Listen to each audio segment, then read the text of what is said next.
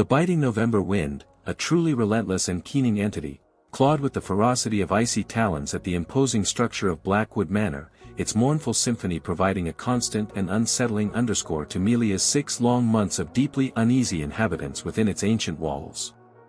At the tender age of 22, she found herself transformed into an unwilling heiress, burdened by a legacy steeped in sorrow and shrouded in impenetrable shadows. Her parents, figures who were renowned in their fields but emotionally remote within her own life, more deeply and irrevocably wedded to their demanding archaeological digs in the far-flung corners of the earth than to the quiet and nurturing cultivation of their own family, had tragically and suddenly perished in a brutal and unexpected landslide. Their solicitor, a man whose voice possessed the arid quality of the very parchment he routinely dealt with, had delivered the devastating news with an almost practiced detachment, leaving Melia utterly alone to navigate the treacherous and emotionally charged wreckage of a life that had always felt precariously and delicately balanced on the edge of some unknown precipice. The small and rather inadequate trust fund offered little in the way of genuine comfort, while the heavy and unspoken expectation that she would be forced to fall under the reluctant and unwelcome guardianship of her estranged maternal uncle, Alastair Thorne, presented itself as an altogether chilling and unwelcome prospect for the young woman. She could only summon fragmented and fleeting memories of Alastair from a scant handful of distant childhood encounters. A tall and unervingly austere figure looming over her cradle at her christening ceremony, a fleeting and almost ghostly presence at a rather strained family Christmas gathering when she was merely 7 years old, his eyes then, as she distinctly remembered even now, possessing the cold and unforgiving color of a perpetually frozen sea, offering absolutely no semblance of warmth, no flicker of genuine welcome, just a chilling, almost dismissive gaze. He was more of a haunting myth within her family's whispered histories, a man who had abruptly and completely severed all ties with her own mother decades prior over some deeply held yet completely unspoken and seemingly unforgiven transgression that cast a long shadow over their familial connections. Now, in the cruel and unexpected twist of fate, he stood as her only remaining blood kin, the deeply reluctant custodian of her suddenly orphaned state, a burden he clearly resented. His letter of condolence had been notably brief, strikingly formal, extending an invitation to the formidable Blackwood Manor that felt far more akin to a cold and impersonal summons than a genuine offer of solace or familial support. "It is the very least I can possibly do for my late sister's only child," the terse words had coldly read, the stark lack of sentiment mirroring the crisp and undeniably expensive paper upon which they were printed, further highlighting the emotional distance between them. Her initial arrival at the ominous manor had felt less like entering a home and more like a disconcerting immersion into a world permeated by an almost tangible Gothic gloom, a palpable atmosphere of decay and forgotten secrets. The house itself, a sprawling and undeniably imposing Jacobean edifice constructed from dark, weathered stone that seemed to absorb all light, loomed ominously against the perpetually bruised and overcast sky like a brooding and malevolent beast, its countless mullioned windows resembling vacant, soulless eyes staring out over acres upon acres of shamefully neglected and overgrown parkland, a testament to years of disuse and emotional abandonment. The loose gravel of the long, winding drive crunched ominously and unsettlingly under the heavy wheels of the hired taxi, the harsh sound seeming to audibly herald her unwelcome descent into a desolate place where genuine joy had long since withered and died, leaving behind only an echoing emptiness. Alastair himself had greeted her on the imposing stone steps of the manor, his perfunctory handshake brief and notably cool, his attempt at a smile a fleeting and obviously practiced contortion of his thin lips that utterly failed to ignite even the faintest spark of warmth or genuine emotion within his pale and perpetually watchful eyes, which scanned her with a disconcerting intensity. "Melia," he had stated in a low, cultured baritone voice that held a distinct lack of warmth, "welcome, I suppose, to Blackwood. I trust your rather lengthy journey was tolerable, under the circumstances." Her assigned rooms, located in the isolated east wing of the sprawling manor, though undeniably spacious and furnished with heavy, imposing antique pieces that seemed to silently bear witness to centuries of sorrow, nevertheless felt more akin to a beautifully appointed prison cell, a gilded cage where her freedom was subtly yet effectively curtailed. Dust motes, disturbingly thick as swarms of summer flies caught in a sunbeam, danced languidly in the weak and feeble shafts of light that managed to penetrate the grime-obscured and cobweb-laden windows, further adding to the pervasive sense of neglect. A heavy and pervasive scent of damp decay, of long-held old secrets and lingering sorrows that clung stubbornly to the aged tapestries adorning the walls and the worm-eaten dark wood of the ancient furniture, permeated the very air she breathed, a constant reminder of the manor's melancholic history. Mrs. Perrot, the gaunt and perpetually grey-faced housekeeper, whose starched and overly formal uniform rustled ominously like dry leaves skittering across a stone floor in the autumn wind, attended to Melia's most basic needs with a silent, almost resentful efficiency that made the young woman feel like an unwelcome intrusion. Her face, a veritable roadmap of unspoken disapproval and quiet judgment, rarely, if ever, softened into anything resembling a smile or even a neutral expression, her terse pronouncements limited to abrupt and almost interrogative inquiries about laundry requirements and preferred meal arrangements, delivered with an air of barely concealed disdain. Then there was Silas, the hulking and resolutely solitary groundskeeper, a brooding figure Melia would occasionally glimpse from her dusty window, his slow and deliberate movements around the extensive estate more closely resembling the measured patrol of a watchful sentinel guarding a forbidden territory than the gentle tending of a dedicated gardener nurturing life. His eyes, when they unfortunately chanced to meet hers across the vast expanse of the grounds, were consistently flat and entirely unreadable, yet held a fleeting hint of something deeply unsettling, perhaps a flicker of pity for her situation, or maybe even a veiled warning of dangers she couldn't yet comprehend. Alistair himself consistently remained an impenetrable enigma, a meticulously curated facade of reclusive respectability that he carefully maintained in his infrequent interactions with her. Melia gleaned snippets of information, primarily through hushed and almost conspiratorial local gossip during her rare and always chaperoned trips to the nearby quaint village to procure essential necessities, Mrs. Perrot invariably acting as her silent and ever-watchful escort, a constant shadow, that her seemingly aloof uncle was generally considered by the villagers to be an eccentric yet undeniably generous benefactor, a man who largely kept to himself within the imposing confines of Blackwood Manor but whose anonymous and substantial donations had miraculously kept the aging local library from utter ruin and the perpetually leaking roof of the ancient village church from collapsing entirely upon the congregation. At the oppressive manor itself, however, this carefully constructed philanthropic veneer was utterly invisible, like a phantom limb that no longer served its intended purpose. He existed as a creature of rigid and unyielding routine, rarely emerging from the forbidden and perpetually locked west wing of the house or his equally inaccessible and heavily secured study except for precisely scheduled and sparsely conversational dinners that occurred exactly 3 times a week with an almost ritualistic regularity. These strained and uncomfortable meals were always a considerable ordeal of forced and stilted civility, Alistair's carefully controlled conversation predictably veering from obscure and often arcane historical trivia that Melia found utterly unengaging to pointed, yet always elegantly phrased, questions about Melia's vaguely defined, future intentions, as if her presence was a temporary inconvenience he was eager to resolve. A young woman possessing your particular, potential, Melia, he had offered once with a chillingly casual air, the underlying implication hanging heavy in the silent air between them. Her extended presence at Blackwood Manor was undoubtedly a temporary inconvenience that he hoped would soon resolve itself.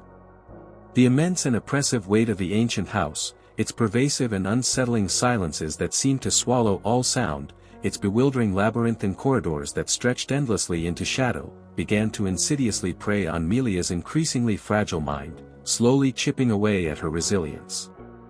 Sleep became not a peaceful respite but a nightly battlefield of disjointed and deeply anxious dreams, endless, twisting hallways that led nowhere, stubbornly locked doors that refused to yield, fleeting and terrifying glimpses of shadowy figures lurking just beyond the periphery of her vision, their intentions always unclear and menacing. The wind's constant and mournful moan around the eaves of the manor seemed to carry whispered words she could never quite manage to decipher, fragments of conversations just out of reach, adding to her growing unease. She desperately attempted to establish some semblance of a normal routine to anchor herself in the overwhelming atmosphere of the manor, reading for hours in the dusty library, sketching aimlessly in forgotten notebooks, taking long, solitary walks within the crumbling and overgrown walled garden that offered little solace, but a creeping and relentless lethargy. A suffocating sense of being slowly and inexorably smothered by the manor's palpable gloom and oppressive history, steadily undermined her fragile efforts to maintain equilibrium. The profound and utter isolation she experienced was like a heavy and inescapable cloak she couldn't possibly shed, a constant physical weight on her shoulders. She felt like a forgotten ghost trapped in a house already teeming with its own spectral inhabitants, her own tentative existence barely registering on the silent and entirely self-contained world that Alistair had meticulously constructed around himself over the years, a world where she was clearly an unwelcome intruder. It was this suffocating and pervasive sense of utter invisibility, coupled with a nascent and steadily growing spark of defiant resistance against the manor's many unspoken tyrannies and subtle yet palpable restrictions, that ultimately fueled her increasingly bold explorations into the house's hidden recesses. She began to meticulously chart the manor's secret and almost imperceptible rhythms, the predictable ebb and flow of its few and reclusive occupants, noting their habits and movements with an almost obsessive focus. Alistair's forbidden west wing remained resolutely sacrosanct, its long and shadowy corridors perpetually shrouded in darkness, its heavy oak doors consistently and securely locked, a tangible barrier against her curiosity. His imposing study on the ground floor, a room she instinctively imagined to be filled with the meticulously kept ledgers and deeply buried secrets of his opaque and unknowable life, served as his daytime fortress, a place where he retreated to conduct his mysterious affairs.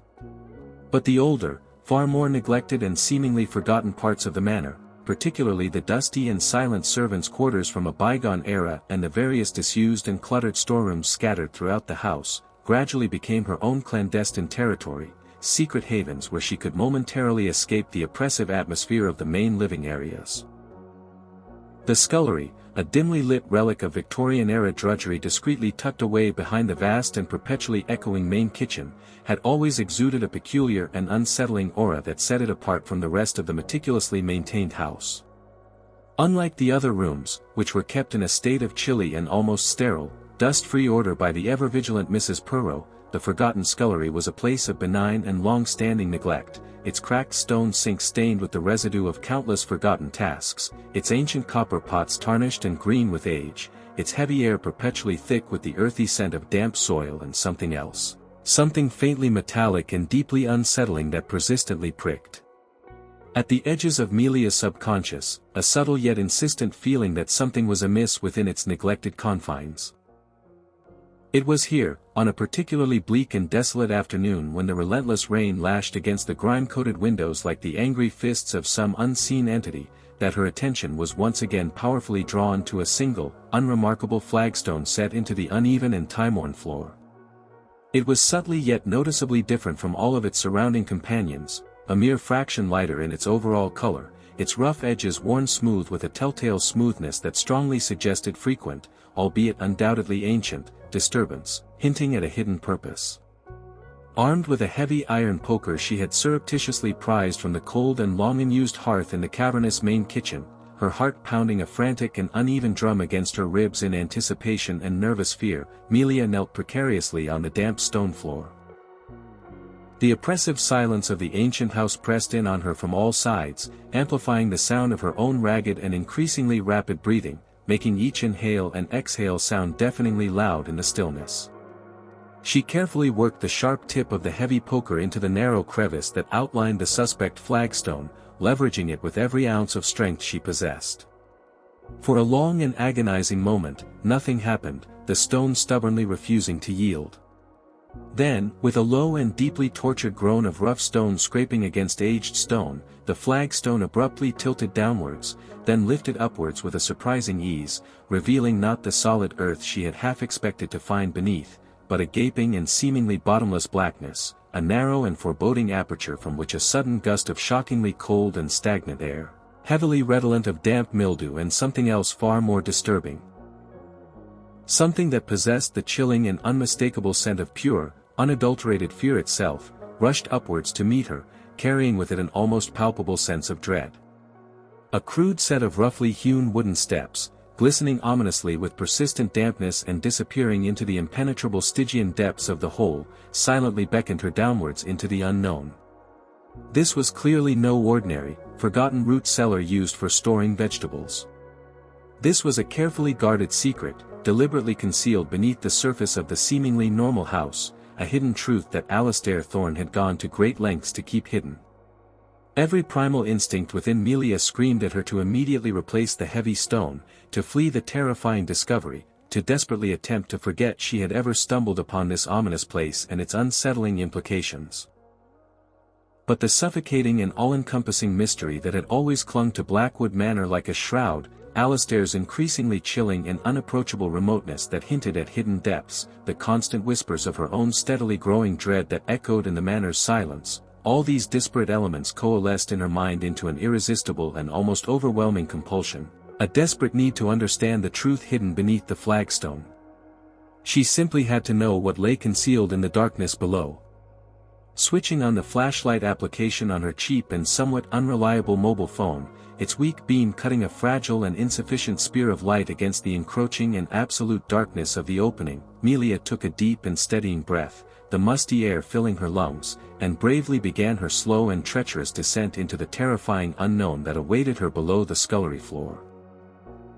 The ancient wooden steps were treacherously slick with moisture, each one groaning ominously and protesting loudly beneath her tentative weight, threatening to give way at any moment and plunge her into the unseen depths.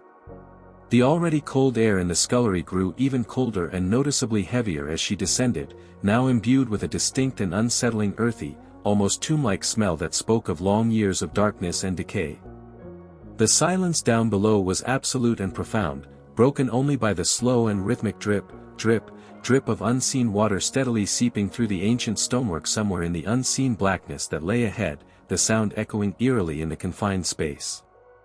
After what felt to Melia like an eternity of careful and hesitant steps, the crude staircase abruptly ended, rather unceremoniously depositing her onto a damp and unevenly packed earth floor.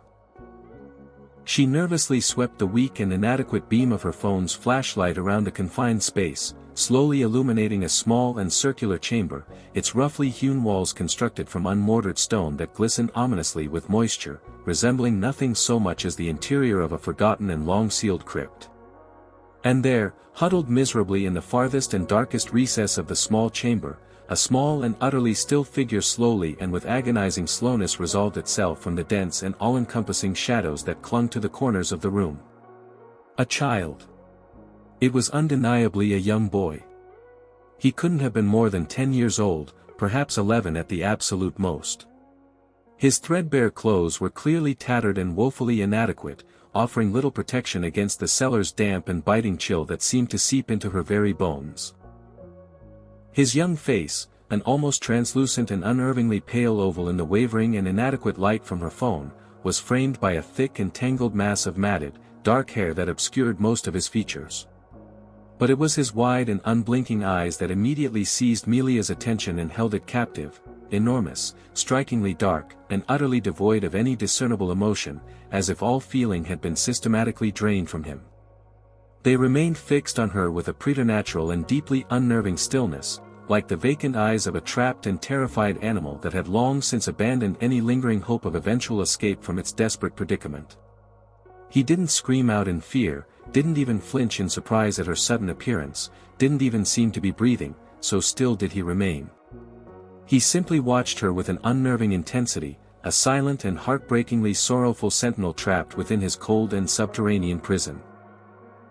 "Oh, my God," Melia whispered softly, the inadequate words barely more than a breath of air, instantly swallowed by the oppressive and damp atmosphere of the small chamber. Her trembling hand flew instinctively to her mouth, desperately stifling a gasp of shock and disbelief that threatened to escape her lips. "Hello? Who are you?" she stammered, her voice barely above a whisper. "What in God's name are you doing down here in this place?" The sheer banality and utter inadequacy of her question struck her with a jarring force even as she uttered them aloud, feeling completely absurd and out of place in the face of such a desolate and deeply disturbing discovery. The young boy blinked slowly, once, a deliberate and strangely mechanical movement of his eyelids. When he finally spoke, his voice was surprisingly articulate despite his circumstances, a low and almost ethereal whisper that was eerily calm and composed, betraying absolutely none of the raw terror and desperation that Melia would have instinctively expected from a child confined to such dire and inhumane conditions.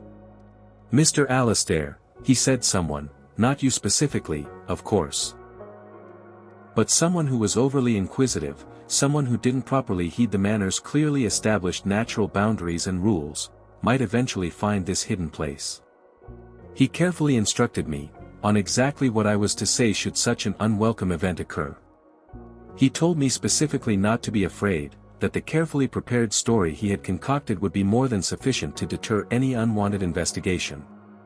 "Mr. Alastair, my own uncle deliberately put you down here in this awful place." Melia's mind reeled in utter disbelief and confusion, struggling desperately to reconcile the carefully constructed image of her cold, impeccably ordered, and seemingly respectable uncle with this shocking scene of abject neglect and hidden human suffering unfolding before her very eyes in the dim light. "What story are you talking about?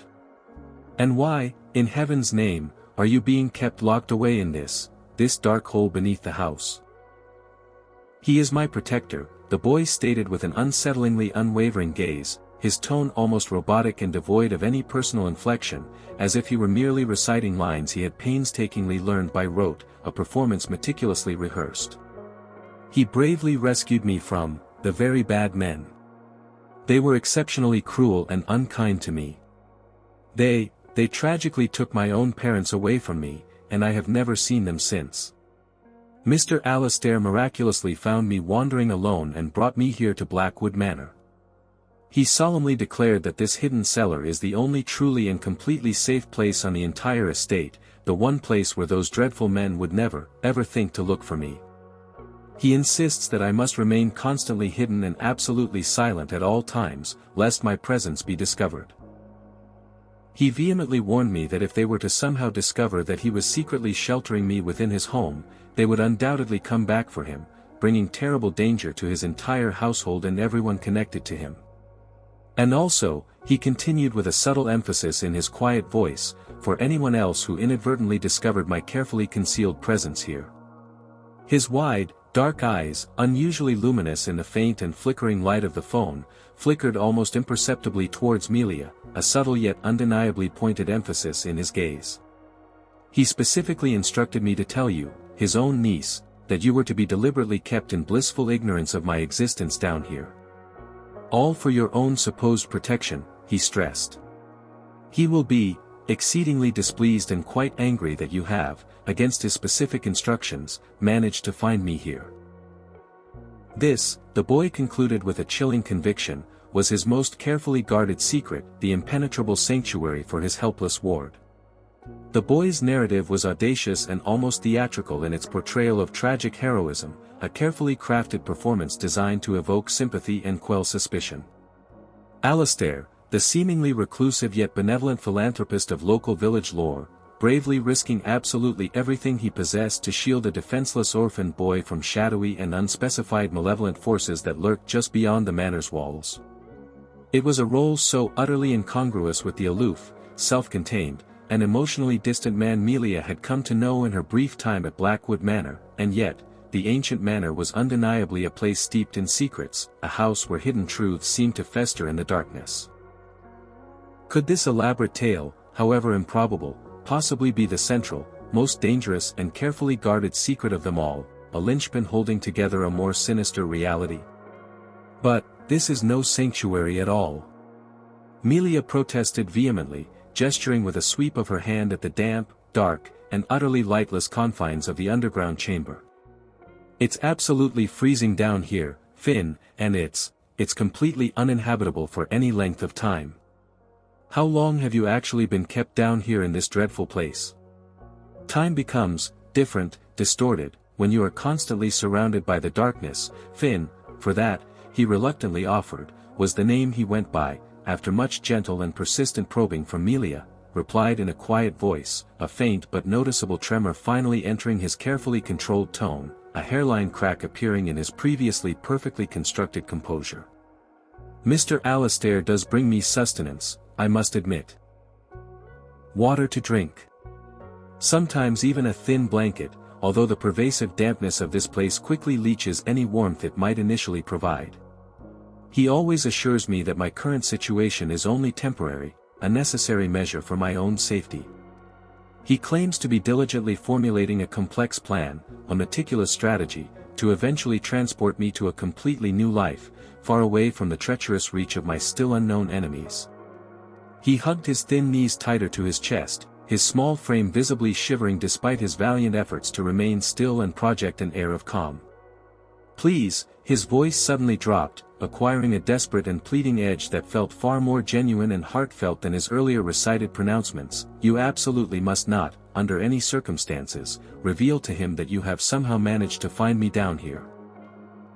He has repeatedly emphasized, with grave seriousness, that the ultimate success of his entire elaborate endeavor hinges entirely on absolute and unwavering secrecy. My premature discovery at this critical juncture could potentially unravel absolutely everything he has been working towards, endangering us all in the process. He will be unthinkably angry and deeply disappointed. He specifically said, he warned me quite sternly that the dire consequences of such a significant breach of his carefully laid plans would be severe and far-reaching for everyone involved. Melia found herself unexpectedly caught in a sudden and overwhelming maelstrom of intensely conflicting emotions. Profound and heartfelt pity for this desolate and clearly terrified child who had been hidden away like a shameful secret, a reluctant and almost fearful flicker of admiration for her seemingly cold Uncle Alastair if this fantastical and improbable tale held even the slightest kernel of truth beneath its improbable surface, and yet, persistently and insistently, a cold and sharp sliver of nagging doubt that pierced straight through the boy's desperate and carefully constructed narrative like a shard of ice. His composure, for a child kept in such conditions, seemed far too polished and rehearsed, his improbable story far too perfectly constructed and suspiciously aligned with the familiar Gothic tropes of heroic rescue from hidden peril, raising red flags in Melia's mind. I won't tell him, Finn," she heard herself promise the frightened boy, the words feeling strangely heavy and almost treacherous on her tongue as she uttered them. "But Finn," she continued with newfound resolve, "you simply cannot remain down here in this dreadful place. It isn't right for anyone to be kept like this." Finn shook his head with a surprising vehemence that genuinely startled her, his wide eyes flashing with a sudden and seemingly inexplicable surge of raw fear. "No. Absolutely not. This is the designated and only safe location. He checks on me periodically to ensure my safety. He would undoubtedly know almost immediately if I had been moved from this spot. Please, Melia," he pleaded, his voice dropping to a near whisper, just leave me be, just for now. Try your best to forget you ever saw this place, forget I even exist. It truly is the only way to ensure my continued safety and the ultimate success of Mr. Alastair's elaborate and undoubtedly complex arrangements to protect me." And so began Melia's perilous and increasingly elaborate charade of deception. To the ever-watchful Alastair, to the silent and judgmental Mrs. Perrow, and even to the grim and perpetually observant Silas, she consciously maintained the carefully cultivated facade of the quiet, grieving niece, perpetually listless and utterly lost within the overwhelming and oppressive grandeur of the ancient manor, a shadow moving silently through its echoing halls. But in the stolen moments of opportunity, in the dead of night when the rest of the household was presumably asleep, or during those brief and unpredictable lacunae in the household's rigid daily routine when she knew she wouldn't be immediately missed, she would cautiously creep down the creaking main staircase and into the dimly lit scullery, her heart pounding a frantic rhythm against her ribs like a trapped bird desperate for freedom, the heavy and incriminating flagstone beneath her feet becoming her silent, burdensome, and increasingly troubling accomplice in her deception. She brought Finn not just the pilfered and hastily prepared sandwiches and pieces of fruit she managed to snatch from the well-stocked kitchen, but also small flasks of warm, comforting soup to ward off the persistent chill, carefully wrapped slices of sweet cake as a rare treat, and small bottles of fresh milk for nourishment. She even managed to secretly smuggle him warmer and more substantial blankets to replace the damp and inadequate ones he possessed, a thick and comforting woolen shawl of her own for added warmth, a small battery-operated lantern to pierce the oppressive darkness of his subterranean prison, and a treasured stack of her beloved old childhood adventure stories, hoping to offer him some small measure of comfort and escape. He accepted these offerings with a grave and deeply unsettling silent politeness that was both undeniably touching and profoundly disturbing, his large, dark eyes constantly following her every single movement with an unnerving and almost unnerving intensity that made her increasingly uneasy. He spoke very little of his supposed tragic past, of his mysterious and seemingly benevolent saviors or the terrifying tormentors he claimed to have escaped, offering only fragmented and almost rehearsed-sounding details when Melia gently pressed him for more information, fleeting and shadowy images of vaguely described menacing figures, hushed and desperate escapes in the dead of night, and the constant, ever-looming threat of imminent recapture by his unseen pursuers. His elaborate ruse, if indeed it was a deliberate act of deception, was a true masterpiece of subdued terror and unwavering, almost blind faith in his mysterious and seemingly all-powerful benevolent protector, Alistair Thorne. He presented the perfect and heartbreaking portrait of a deeply traumatized yet eternally grateful orphan clinging to his unlikely rescuer. Yet, the more precious time Melia cautiously spent in Finn's hidden and increasingly unsettling subterranean world beneath the scullery floor, the more glaring the subtle inconsistencies in his carefully constructed narrative became apparent, the more the tiny but significant dissonances in his overall behavior began to persistently prick at her own increasingly suspicious mind, like tiny shards of broken glass lodged painfully beneath her skin. He was, she realized with a growing sense of unease and certainty, an extraordinarily intelligent child, his extensive vocabulary and insightful observations far exceeding that of a typical boy of 10 or 11 years old. His surprisingly astute, almost cynical observations about the world above and the complexities of human nature, gleaned primarily from the dog-eared pages of the adventure books she brought him, seemed far too mature and worldly for his tender years. And sometimes, in brief and unguarded moments when his carefully constructed facade momentarily slipped, a fleeting flash of something undeniably cold, surprisingly hard, and disconcertingly knowing would flicker deep within the depths of his dark and expressive eyes, only to be instantly and expertly veiled once again by a carefully cultivated look of childish vulnerability and dependence, leaving Melia deeply unsettled and questioning his true nature.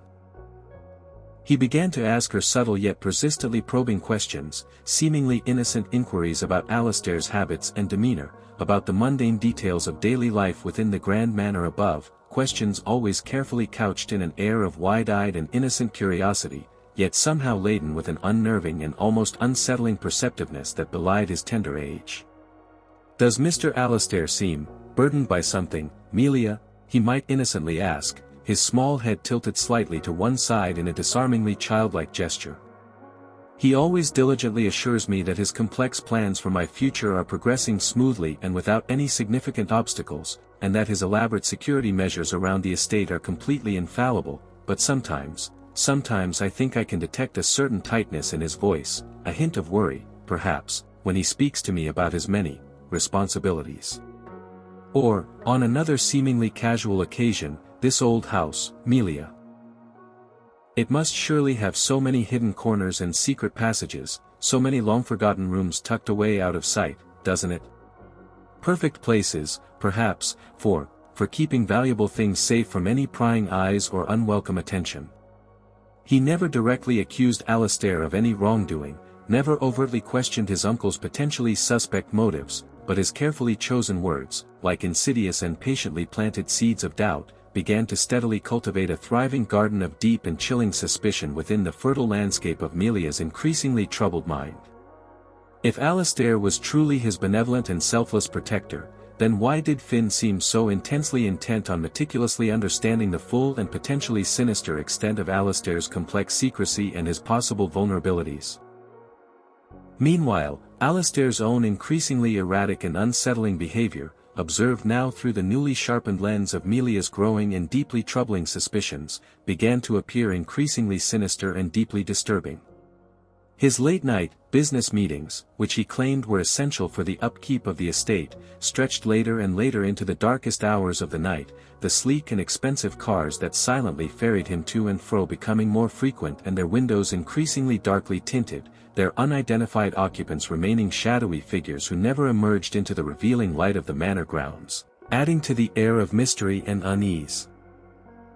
She had once fleetingly glimpsed, through a momentary and unexpected gap in the heavy velvet curtains of his usually closed study window, not the solitary and dedicated scholar she had been led to imagine, surrounded by dusty tomes, but Alastair engaged in an animated, almost aggressive conversation with two distinctly hard-faced and menacing-looking men, their sharp gestures and cold, calculating expressions painting a picture far removed from philanthropic endeavors. The unfamiliar language they spoke was harsh and guttural, grating on her ears, and the palpable atmosphere radiating from the room, even from her distant vantage point, was one of intense tension and barely concealed aggression, certainly not the calm and considered deliberation she would have associated with charitable giving. On another occasion, driven by a sudden and desperate need for some small but essential item from the main kitchen late one evening when she was certain the household was asleep, she had unexpectedly overheard Alastair's voice, raised in a rare and unsettling display of raw emotion, emanating from the usually quiet pantry. He was clearly speaking to the ever-present Mrs. Perrow, but his tone was not that of a civil employer addressing his long-serving housekeeper. It was the low and venomous snarl of a powerful master berating a recalcitrant and disobedient underling, the words laced with barely suppressed fury. "Incompetence will absolutely not be tolerated, Elspeth," he had hissed menacingly, his words dripping with a chilling menace that sent a shiver down Melia's spine. "There is far too much at stake for any such foolish errors. One single misstep, one minor deviation from the established and meticulously planned protocol, and the dire consequences will be extremely regrettable for absolutely all of us involved in this endeavor." Mrs. Perrow's immediate reply was completely inaudible to Melia, but when the gaunt housekeeper emerged from the pantry moments later, her usually pale face was noticeably even whiter than usual, her thin lips pressed into a bloodless and determined line, her eyes darting nervously around as if she fully expected to receive a physical blow at any moment. This was clearly not the same composed Alastair who was supposedly risking his comfortable life to selflessly save a defenseless child from unseen enemies. This was an entirely different and far more dangerous man, a man capable of inspiring profound and unwavering fear in those around him. The small wooden bird that Finn had accidentally dropped one afternoon during one of Melia's clandestine visits, skillfully carved from the distinctive dark and dense wood of the ancient yew trees that ominously grew in a thick and neglected copse near the old and increasingly dilapidated stables located at the furthest and most isolated perimeter of the extensive estate, became an unexpected focal point for Melia's mounting anxieties and deepening suspicions. Silas, the grim and perpetually watchful groundskeeper, routinely patrolled that specific area around the stables with a level of intense vigilance that bordered on obsessive, his hulking and silent figure a constant and strangely menacing presence in that particular corner of the property. Why would Finn, who was supposedly constantly confined to the small cellar located directly beneath the scullery floor within the main house, possess a meticulously carved object made from wood that could only be found growing in that remote and heavily guarded location? How could he possibly even know of its existence, unless he had somehow been there himself, or unless he possessed far more knowledge about the workings of Blackwood Manor and Alastair's activities than he was currently willing to reveal to her? The carefully chosen words Finn had let slip during their hushed conversations in the darkness, the cryptic references to unspecified assets, a mysterious shipment that was apparently imminent, and the shadowy handlers who seemed to come and go from the manor under the cover of darkness, combined with Alastair's overheard snarls of barely controlled anger and Mrs. Perrow's palpable fear, began to ominously coalesce in Melia's troubled mind, slowly forming a terrifying and grotesque mosaic of hidden truths and unspeakable possibilities that sent chills down her spine. She instinctively started to spend even more time in the dimly lit and musty scullery, no longer just to furtively care for Finn's basic needs, but also to carefully listen to any unusual sounds and to keenly observe every subtle detail of her surroundings, her senses becoming preternaturally heightened, acutely aware of any deviation from the norm. The faint yet persistent metallic tang that hung in the air near the loose flagstone in the floor, she now realized with a growing sense of dread, was likely not just the smell of dampness and old stone, it possessed the distinct scent of aged iron, perhaps even something else altogether, something more industrial and undeniably out of place within the confines of the old manor house. And sometimes, in the dead of night when the incessant wind finally died down and the ancient house seemed to hold its collective breath in anticipation, she thought she could distinctly hear them, faint and almost imperceptible sounds inexplicably filtering up from somewhere deep beneath the scullery floor, from a hidden space far more extensive and complex than Finn's small and circular underground cell. There were faint scrabbling noises, the muffled sound of a cough, and once, a fleeting sound that could have been the suppressed whimper of a distressed child, quickly and effectively stifled. Finn, when she hesitantly questioned him about these unsettling sounds, would always vehemently deny hearing absolutely anything unusual, his young face paling visibly in the lantern light, his dark eyes quickly darting away from hers with a nervous flicker, his denials sounding far too quick and undeniably forced to be entirely believable. Driven by a desperate and increasingly terrifying conviction that young Finn was not Alistair's only carefully guarded secret, nor tragically his only helpless prisoner hidden within the vast and imposing manor, Melia knew with chilling certainty that she had to drastically escalate her clandestine investigation and bravely confront the growing darkness that enveloped Blackwood Manor. She had to find a way to breach Alistair's personal fortress, his perpetually locked and heavily secured study, the nerve center of his secretive activities. She had begun to meticulously observe his daily routine, carefully noting that on the particular days when he expected important and shadowy visitors for his highly confidential, private consultations, he would sometimes carelessly leave the heavy oak door of his study slightly ajar, a seemingly insignificant detail that hinted, perhaps, at his complete preoccupation with his illicit affairs, or perhaps even a calculated and deliberate display of his casual power and unshakable confidence in his ability to control everything within the manor's walls. The opportune moment finally arrived on a bleak and overcast Tuesday, the air thick with a persistent and drizzling rain that seemed to mirror the oppressive atmosphere within the manor. Two sleek and identical black cars had arrived earlier that morning, silently disgorging several severe-looking men clad in impeccably tailored dark suits who had been immediately ushered directly into the forbidden west wing of the house by Alistair himself, their presence radiating an air of cold authority. Mrs. Perrow, as usual, was diligently occupied in the vast kitchen, efficiently overseeing the preparation of an elaborate luncheon for the mysterious visitors, the clatter of numerous pots and pans and the general hubbub of culinary activity providing a useful and much-needed camouflage for Melia's surreptitious movements throughout the house. Taking a fortifying and slightly shaky breath to steady her nerves, Melia quietly slipped down the grand main staircase, the soft rubber soles of her worn shoes making absolutely no sound on the thick and ornate Persian runners that lined the aged steps, allowing her to move unnoticed.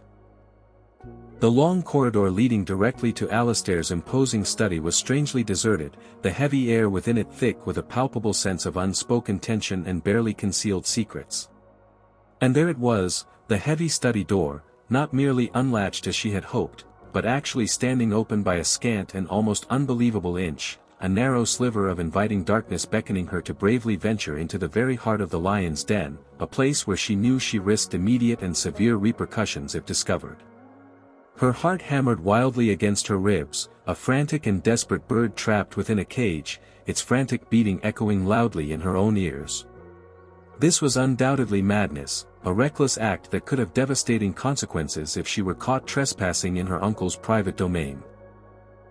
But the haunting image of young Finn trapped in the darkness below, the terrifying possibility of other unknown children suffering the same fate, and the chillingly impersonal words she had previously glimpsed in Alistair's meticulously kept ledger, propelled her forward despite her overwhelming fear and apprehension.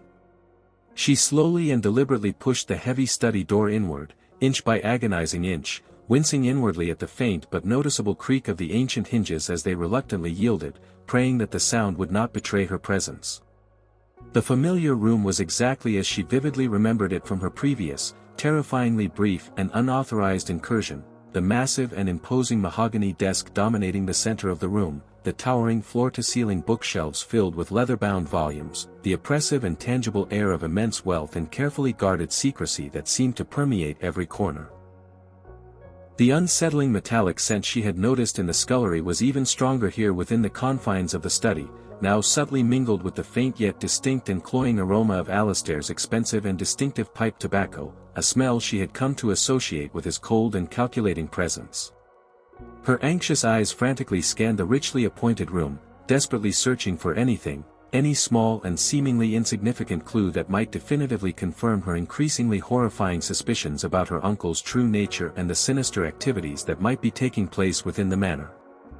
The antique globe silently resting on its stand, the hidden wall safe she had previously located behind a tapestry, the meticulously kept and heavily locked ledger, she instinctively knew that the answers she sought likely lay hidden within these objects. She moved almost involuntarily towards the nearest bookshelf, her trembling hand outstretched to grasp one of the dusty spines, when a sudden and distinct sound from the hallway just outside the study door froze her blood in her veins, the unmistakable, measured tread of Alistair's expensive leather shoes deliberately approaching the study, his footsteps echoing ominously in the sudden silence. Panic, cold and absolute, seized her in its icy grip, paralyzing her with fear. There was nowhere left to hide within the open room, no precious time to make a desperate escape. The heavy and light-blocking velvet curtains that draped the tall windows, she instinctively lunged towards them, desperately slipping behind their thick and dusty, almost suffocating folds just as Alistair Thorne himself entered the study, his imposing presence immediately filling the space with a sudden and palpable icy chill that seemed to lower the room's temperature by several degrees. Melia stood as rigid as a statue behind the heavy curtains, scarcely daring to even draw a single breath, the thick and musty fabric muffling the frantic and increasingly loud thudding of her own terrified heart against her ribs. She could clearly hear him moving slowly about the room, the faint rustle of papers being shuffled on his large desk, the distinct click of a lighter as he deliberately lit his familiar pipe, the fragrant smoke instantly filling the air. He was incredibly close, terrifyingly close. She could acutely smell the acrid and pungent aroma of the burning tobacco, a smell that now filled her with a sense of dread. Then, to her utter horror and rising panic, he inexplicably paused directly in front of the very curtain behind which she was desperately concealed, his silent presence just inches away. She could almost physically feel his intense gaze boring straight through the heavy velvet fabric, as if he possessed an uncanny ability to sense her hidden presence. Time stretched out, taut and absolutely unbearable, each passing second feeling like an eternity. Was this it? Had he somehow sensed her unauthorized presence in his study? Was he cruelly toying with her, knowing she was trapped and vulnerable? Then, just as abruptly and unexpectedly as he had paused, he moved away from the window, the creak of his heavy leather desk chair signaling that he had settled into his usual place of authority. He then began to speak in a low and carefully modulated voice, almost confiding, as if he were addressing someone else present in the room with him, though Melia knew with absolute certainty that he was entirely alone. He was clearly engaged in a telephone conversation. But the words he spoke were not in the familiar English language, nor in the harsh and guttural tongue she had previously overheard him using with his shadowy visitors. This was something else entirely, a sibilant and strangely melodic language that she couldn't place, yet his tone was anything but pleasant. It was cold, utterly transactional, the dispassionate voice of a businessman matter-of-factly discussing inventory levels, intricate logistics, and expected profit margins. And then, a particular phrase that chillingly leaped out at her from the stream of unfamiliar words, a phrase spoken in clipped and precise English, as if deliberately intended for emphasis to his unseen and unknown interlocutor on the other end of the line, the new consignment, designated as Batch 7, of prime-quality merchandise, is now fully prepared and ready for immediate transfer upon our firm receipt of the agreed-upon cleared funds. Absolutely no deviations from the established and strictly enforced protocol this time. The merchandise in question is far too valuable for any potential errors or oversights to occur. Merchandise. Batch 7. Prime quality. The dehumanizing words, stripped of all inherent humanity and treating human lives as mere commodities, struck Melia with the brutal force of a physical blow, leaving her reeling with shock and a sickening realization of the horrifying truth. This wasn't about a selfless rescue of an orphaned boy from danger, as Finn had initially claimed. This wasn't about a benevolent act of protection from unknown threats. This was something far more sinister and infinitely more disturbing. It was a cold and calculated commerce, a thriving and deeply unethical trade in vulnerable human lives, likely involving the trafficking of innocent children. Alistair abruptly concluded his chilling telephone call and, after what felt like an agonizing eternity to the terrified Melia cowering silently behind the heavy curtains, he finally rose from his desk and decisively left the study, the sound of his receding footsteps echoing down the long corridor until silence once again descended upon the room. Shaking so violently that she could barely manage to remain standing, Melia waited several more agonizing and suspenseful minutes, straining her ears intently for any telltale sound that might indicate his return, before finally daring to cautiously emerge from her cramped and dusty hiding place. The locked ledger. She knew with absolute certainty that she had to see the damning ledger again, had to uncover the full extent of her uncle's depravity. This time, her trembling fingers fumbled desperately with the small brass clasp of the heavy ledger, her breath coming in short, ragged gasps of fear and anticipation. She frantically flipped through the meticulously kept pages filled with coded entries, her increasingly frantic eyes desperately searching for any direct correspondence or hidden link to Alistair's recently overheard and chilling pronouncement about Batch 7 and prime quality merchandise. And there it was, towards the back of the ledger. A new page, clearly dated for the following week, the week of the 15th. The same cryptic and indecipherable symbols filled the page, but this time, prominently displayed alongside them, was a small and carefully circled number, 7. And directly beneath this damning number, a handwritten list of what appeared to be simply first names, Alina, Matteo, Anya, Jian, Zara, followed by single-digit numbers, presumably their ages, none of which were older than 12 years old, further solidifying Melia's growing horror. And then, the most damning and irrefutable entry of all, a hastily scrawled notation in the margin, written in Alistair's distinctive and undeniably spidery handwriting: final prep for transport, stables, Bay 3. Midnight, 15th. The 15th.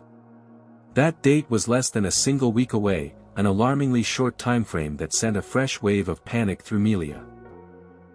Her palms now slick with cold sweat, Melia quickly took out her own inexpensive mobile phone, her trembling fingers clumsy as she navigated to the camera application.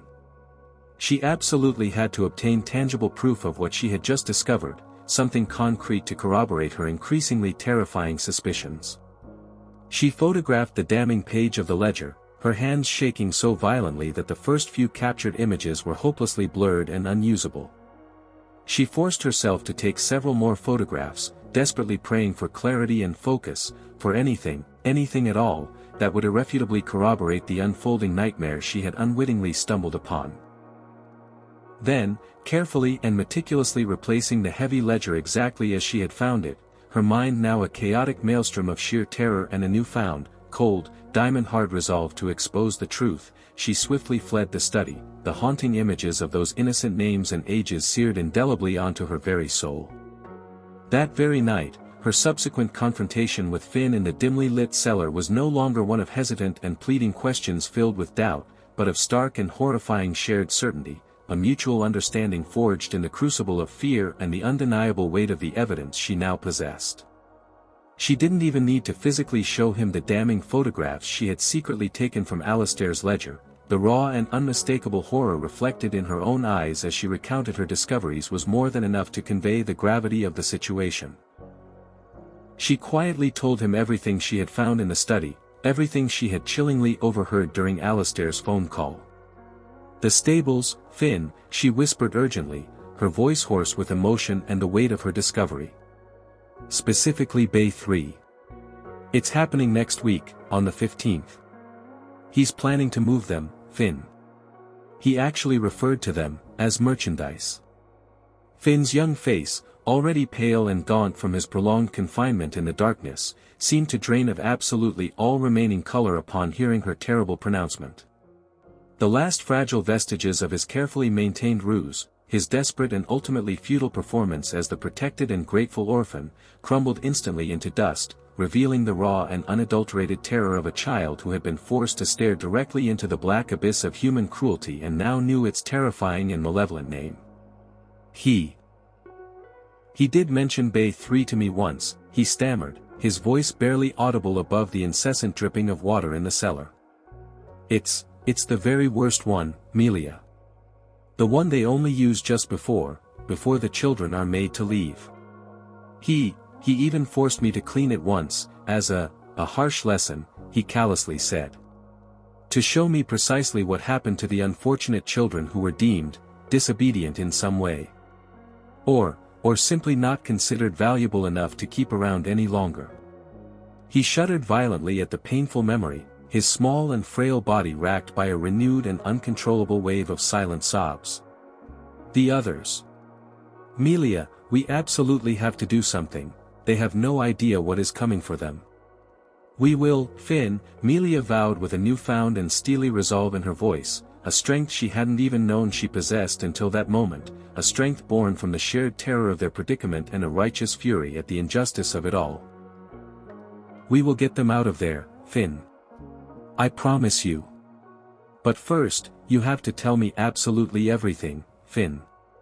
Every single thing you know, no matter how small or seemingly insignificant it might be, about Alistair's entire operation, about the layout of the stables and the hidden cells beneath, about the guards or handlers he employs, about the usual timings of their activities, any secret codes or specific names you might have overheard. Anything at all that you think could possibly help us. And Finn, his initial fear now slowly but surely transmuted into a desperate and fragile form of courage fueled by the hope of rescue, bravely began to talk. He poured forth a torrent of long-held information, details he had carefully hoarded like precious and dangerous jewels in the darkness of his confinement, the regular shift patterns of Silas and the other menacing handlers Alistair employed to guard the property and transport the children, the specific descriptions and makes of the various vehicles that regularly came and went from the manor under the cover of darkness and secrecy, the hushed and often coded conversations he had inadvertently overheard between Alistair and his sinister visitors. He even knew the precise sound of the heavy and reinforced steel door that secured the hidden cells located deep beneath the stables, the faint but distinct Swedish chemical smell that sometimes ominously emanated from Bay 3 in the aftermath of its disturbing cleaning. He also surprisingly knew a specific series of numbers that Alistair occasionally used as a passcode for his heavily encrypted laptop computer, numbers that Finn had fleetingly glimpsed over his uncle's shoulder during one of Alistair's rare and terrifying visits to his underground cellar, visits that Alistair had insincerely framed as routine welfare checks to ensure his continued well-being. He was just a child, yes, but his young mind, sharpened to an extraordinary degree by constant fear and an acute and powerful instinct for survival in the face of unimaginable adversity, had become a surprisingly comprehensive repository of damning and incredibly valuable intelligence that could potentially expose Alistair's entire criminal enterprise. Melia listened intently, her own mind racing furiously as she desperately tried to piece together the horrifying and intricate jigsaw puzzle of her uncle's monstrous and deeply inhumane enterprise, the full scope of his depravity now becoming terrifyingly clear. The international task force dedicated to combating human trafficking that she had previously vaguely researched online in a moment of idle curiosity now represented their only real hope for rescue and justice. But now, armed with the crucial names of the other trapped children from Alistair's incriminating ledger, the specific and rapidly approaching date and exact location of the impending shipment, and Finn's wealth of incredibly detailed operational intelligence about the inner workings of the illicit operation, her anonymous tip to the authorities could be far more potent, far more accurate, and ultimately far more actionable, significantly increasing the chances of a successful intervention. And the rescue of the innocent victims. Using her old burner phone, its battery charge precariously low and threatening to die at any moment, she meticulously composed a new and far more detailed message for the authorities, painstakingly outlining everything she had learned. She carefully attached the blurred but still legible photographs she had secretly taken of the damning ledger page. She diligently included all of Finn's invaluable intelligence, the detailed layout of the stables and the hidden cells beneath, the crucial passcodes Finn had memorized, the specific names of the various handlers he had been able to identify through observation. She forcefully emphasized the extreme urgency of the situation and the rapidly approaching critical deadline of the 15th, urging immediate action. Her fingers trembled visibly as she finally pressed the send button, the single word, sent, that briefly flashed on the tiny screen representing either their potential salvation and the rescue of the children, or a catastrophic and potentially fatal error that could expose them all to unimaginable danger. The next few days that followed were an almost unbearable torment of agonizing waiting and constant, gnawing anxiety, a desperate attempt to maintain a semblance of feigned normalcy in the face of the looming and unspeakable horror that she now knew was imminent. Alistair, perhaps sensing the approaching culmination of his illicit business dealings and the impending movement of his human cargo, grew even more distant, more icily preoccupied, and even more controlling than usual. He began to confine Melia almost entirely to her allocated rooms in the east wing of the manor, citing a vague and unspecified security upgrade supposedly taking place on the extensive estate that unfortunately required restricted movement of all residents for their own safety. Mrs. Perot silently delivered her meager meals on a tray with an almost ritualistic precision, her gaunt face a perpetually stony and unreadable mask of disapproval, her cold eyes consistently refusing to meet Melia's anxious gaze, further isolating the young woman. The already oppressive atmosphere within the ancient walls of Blackwood Manor grew increasingly thick and suffocating, palpably charged with an unspoken dread that hung heavy in the air, foreboding disaster. Melia could do nothing but desperately pray that her crucial message had somehow been received by the intended recipients and that someone, somewhere beyond the walls of this cursed place, believed her increasingly unbelievable story and was preparing to act. On the ominous evening of the 14th, a cold and relentlessly pouring rain began to fall from the dark sky, its chilling persistence eerily mirroring the icy dread that had firmly settled in the very core of Melia's heart as the critical deadline rapidly approached. Midnight on the 15th. Less than 6 short hours away. Had her desperate plea for help been in vain? Was she about to become a helpless and horrified witness to an unspeakable and monstrous crime about to unfold within the walls of Blackwood Manor, powerless to intervene? She sat numbly by her dusty window, staring out at the rain-lashed and impenetrable darkness that enveloped the estate, her body feeling heavy and unresponsive, her mind a frantic and chaotic whirlwind of desperate and increasingly unanswered prayers for a miracle, any miracle, to prevent the impending tragedy. Then, just a little after the 2 a.m. mark in the early hours of the 15th, cutting through the persistent drumming of the heavy rain against the window panes and the mournful howling of the wind that whipped around the ancient eaves of the manor, she unexpectedly heard it, a faint and almost imperceptible sound, so subtle and so completely out of place within the usual nocturnal stillness of the secluded estate, that she almost dismissed it as a mere figment of her own overwrought and increasingly anxious imagination playing tricks on her senses. A soft and distinct metallic click, like a lock being carefully disengaged. The faint and stealthy crunch of gravel under the weight of unseen footsteps, far too quiet and controlled to belong to Alistair's usual heavy and imposing vehicles. The almost inaudible whisper of movement in the dense and overgrown shrubbery directly beneath her window, a rustling of leaves that hinted at a hidden presence. Her heart suddenly leaped into her throat, a frantic and terrified lurch. She cautiously crept to the rain-streaked window, peering through a narrow gap in the heavy velvet curtains, her breath held tight in her chest. And through the darkness, she saw them. Dark and indistinct figures, moving with a swift, silent, and almost supernatural level of coordination across the meticulously manicured lawns that surrounded the manor, silently fanning out to completely encircle the imposing building. These were definitely not Alistair's usual rough-looking men. Their movements were far too precise, their discipline too evident. They seemed like phantoms emerging from the storm itself, silent harbingers of either imminent rescue or utter ruin, she couldn't yet tell which. A soft and almost hesitant knock on her bedroom door made her jump violently, a strangled cry catching in her throat, fear momentarily paralyzing her. Before she could even react or utter a single word, the door slowly opened, and the familiar figure of the determined woman she had briefly encountered in the hallway on a previous occasion, Agent Davies from the task force, stood framed in the doorway, her face grim but undeniably resolute in the dim light filtering in from the corridor. 2 other similarly clad and equally serious figures flanked her on either side. Melia Thorne, Davies stated in a low, urgent command that brooked no argument, her eyes fixed intently on Melia. "It's finally time. We have already located the boy, Finn. He is safe and currently in our care. Now, you need to show us the quickest way to the stables. And you must tell us everything you know, every single detail, about Bay 3.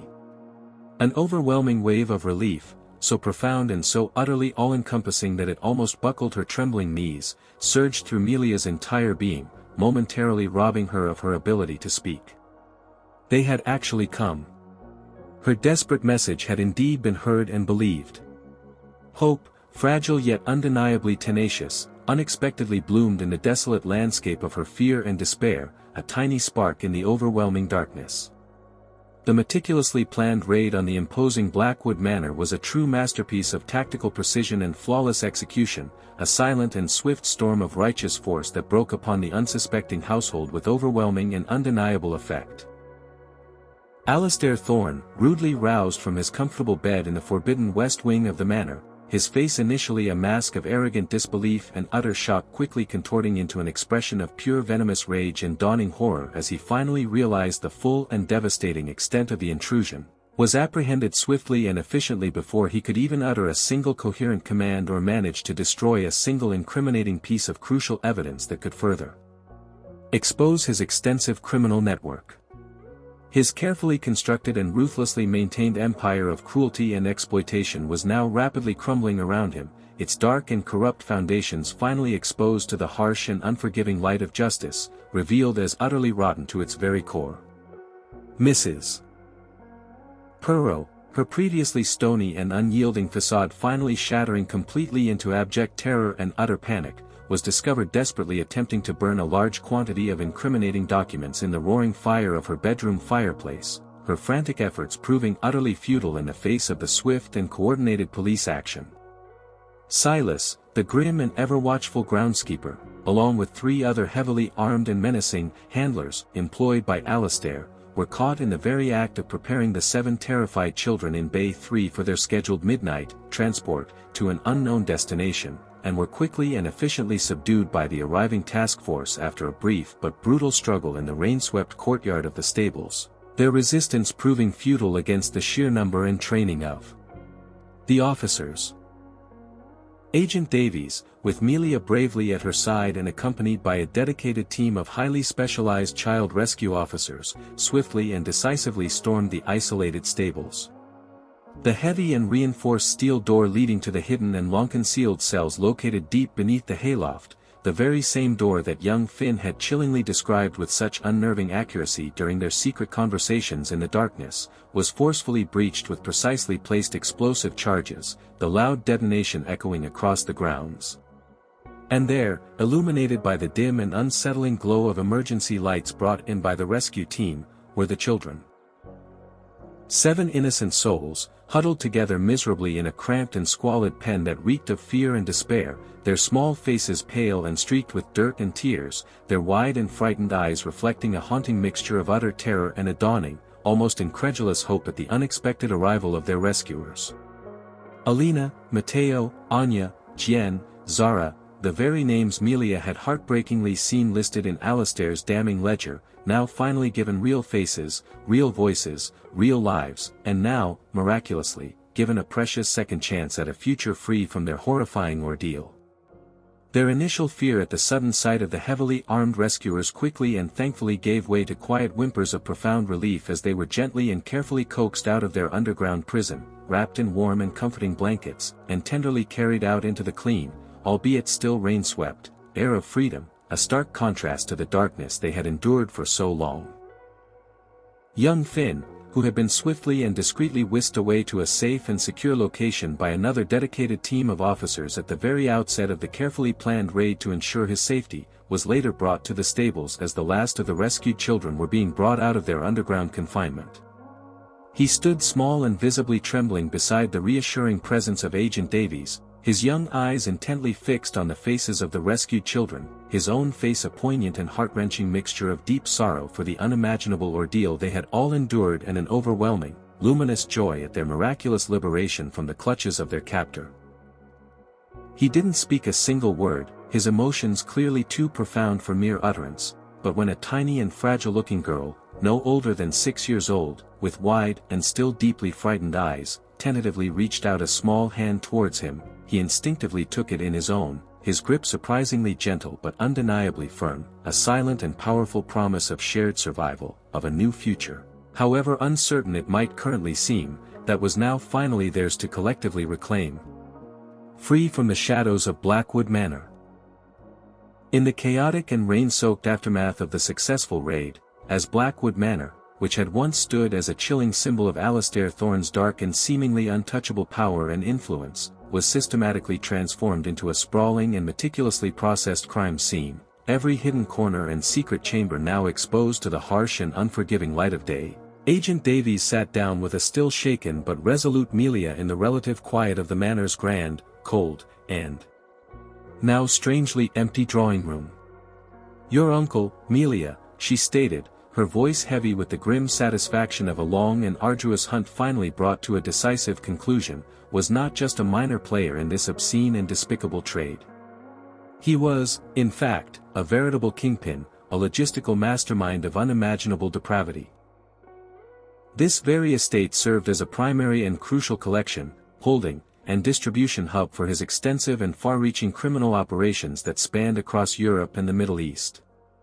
The invaluable intelligence that you and young Finn so bravely provided to us, the detailed ledger, the critical passcodes, the intricate operational details you were able to gather, and the sheer urgency of your final communication to us, it was the absolutely critical linchpin, the final piece of the puzzle, that allowed our task force to move with such decisive and effective speed. Thanks to your courage, Melia, we were able to successfully intercept not only this impending shipment of innocent children scheduled for tonight, but also to simultaneously trigger a series of coordinated arrests across 3 other countries, effectively dismantling a significant and dangerous portion of his extensive criminal network, saving countless other vulnerable lives. She paused for a moment, her gaze softening slightly as she looked directly at Melia, a hint of admiration in her eyes. "That young boy, Finn, he is truly an extraordinary and remarkably brave child, Melia." Alastair Thorne made a fatal and ultimately catastrophic miscalculation when he deliberately chose Finn to be his carefully concealed decoy, his seemingly harmless, little actor, in his twisted game. He tragically underestimated the incredible resilience of the human spirit, the profound courage and quiet strength that can miraculously bloom even in the deepest and most oppressive darkness. Finn didn't just passively survive his ordeal, he actively observed everything around him. He diligently absorbed every crucial detail, he patiently waited for an opportunity, and when that opportunity finally presented itself, he bravely chose to trust you implicitly. You both did something incredibly brave and undeniably heroic, Melia. You directly saved those innocent children's lives, and for that, you should be immensely proud.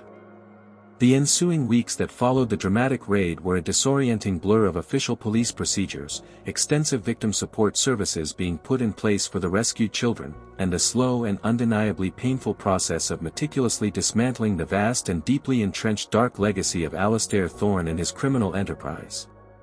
Blackwood Manor, finally stripped bare of its carefully guarded secrets and its hidden, ominous chambers exposed to the harsh and unforgiving light of day, felt eerily like a hollowed-out carcass, a silent and chilling monument to a monstrous and unimaginable betrayal of trust and basic human decency. Melia, though rightly hailed as a courageous heroine by the relieved authorities and the grateful public, felt only a profound and bone-deep weariness, an enduring and heart-wrenching sorrow for the precious innocence that had been so brutally and systematically violated within the ancient walls of the once imposing manor. She knew with absolute certainty that she could never bring herself to live in that place again, could never fully erase the indelible stain of its horrific secrets and the suffering it had silently witnessed. The extensive estate was eventually seized by the Crown as part of the legal proceedings, its considerable assets liquidated and the resulting proceeds responsibly channeled into a dedicated fund specifically created for the long-term rehabilitation and support of child trafficking victims, a small and ultimately inadequate atonement for the countless sins it had so willingly harbored for so many years. Young Finn and the other 6 rescued children were immediately placed into specialized and compassionate therapeutic care facilities, beginning their long and arduous journey towards emotional and psychological healing and, wherever realistically possible, eventual reunification with their loving families who had undoubtedly long mourned them as tragically lost and gone forever.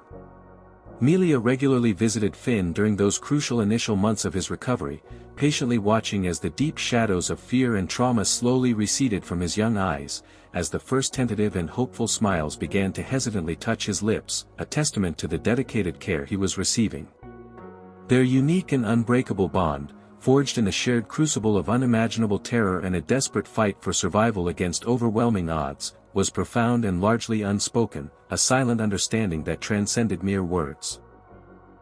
Their eventual farewell, when Finn was finally placed with a carefully selected and loving foster family in a remote and peaceful corner of Scandinavia, was not one of sadness or regret, but of quiet and profound triumph, a mutual acknowledgement of a difficult battle bravely fought and ultimately won, a hard-won future finally reclaimed from the clutches of darkness. They continued to exchange heartfelt letters, and later emails, their enduring connection a slender but unbreakable thread stretching across vast geographical distances, a powerful testament to the enduring power of hope and the resilience of the human spirit.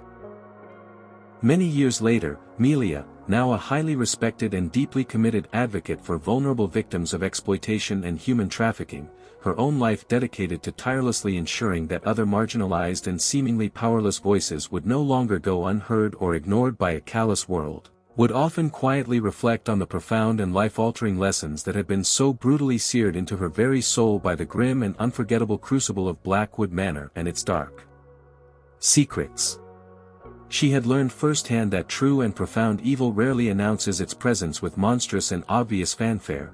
More often than not, it chillingly chooses to wear a deceptive mask of impeccable civility, of quiet respectability and outward philanthropy, its insidious tendrils of corruption silently and invisibly spreading beneath the seemingly normal surface of everyday life, poisoning everything it touches. Alastair Thorne, the outwardly generous philanthropist and the seemingly harmless reclusive scholar, had been a terrifying and unforgettable embodiment of this insidious and deeply deceptive duplicity.